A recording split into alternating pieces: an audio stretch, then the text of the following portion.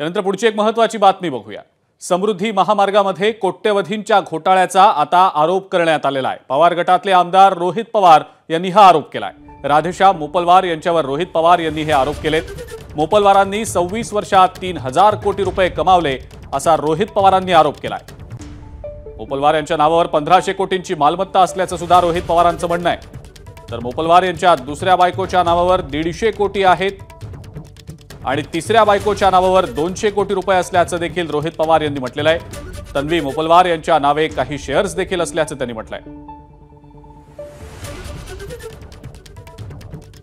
एक उदाहरण देतो। पॅकेज क्रमांक 11 2018 मध्ये गायत्री प्रोजेक्टला काम दिलं गेलं 1900 कोटीला। 21 ला गायत्री प्रोजेक्टने सांगितलं हे काम मला करता येणार नाही। हेच काम हुजूर मल्टी प्रोजेक्ट ला देण्यात आलं। कामाची रक्कम 800 कोटींनी वाढवण्यात आली।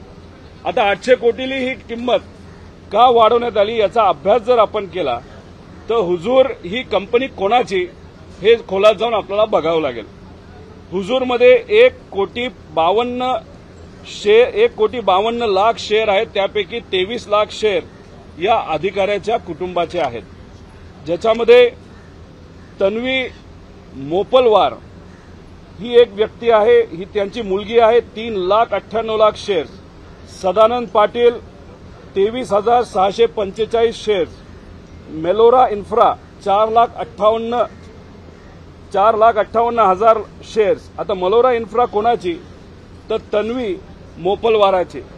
आता ह्याच्यामध्ये आपण जर बघितलं तर टोटल रक्कम ज्याचे डॉक्युमेंट इथं आहेत तर ते 3000 कोटीच्या आसपास जाते। आता याच्यामध्ये खोलात जर आपण गेलो तर स्वतः हे जे अधिकारी आहेत मोपलवार साहेब यांची मालमत्ता 1500 कोटी स्वतःच्या नावाली। दुसरी बायको यांची 150 कोटीची मालमत्ता। तिसरी बायको यांची पत्नी यांची 200 कोटीची। मुलगी पहिली मुलगी 500 कोटी, दुसरी मुलगी 350 कोटी, भाऊ सदानंद मोपलवार 200 कोटी। अशा पद्धतीने हा आकडा जर एकत्रित केला तर 3000 कोटीच्या आसपास जातो।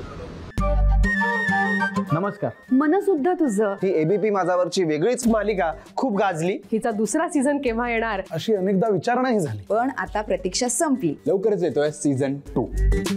मन शुद्ध तुझं होई मन शुद्ध तुझं।